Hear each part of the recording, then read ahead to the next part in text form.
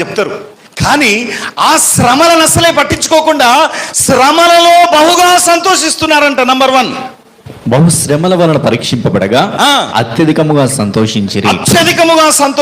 శ్రమలలో సంతోషించే సంఘం మాసిదోనియా సంఘం. హలో, ఈరోజు నీకు శ్రమలు ఉన్నాయా? అవి చాలా చిన్న శ్రమలు నువ్వు ఎదుర్కొనేవి. కానీ మాసిదోనియా వాళ్ళంట భయంకరమైన శ్రమల గుండా వెళ్తుందట ఆ సంఘం. అయినా వాళ్ళు సంతోషిస్తున్నారు. నెంబర్ 2, మరియు వారు నిరుపేదలైనను. నిరుపేదలు, కటిక దరిద్రులు అంట వాళ్ళు. పేదరికం వేరు, నిరుపేదరికం వేరు. నిరుపేదలైనను వారి దాతృత్వము బహుగా విస్తరించెను.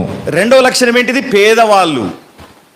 3వ లక్షణం ఏంటిదంటే దాతృత్వము బహుగా విస్తరించెను. దాతృత్వం అంటే ఇవ్వడం. తర్వాత చూడండి,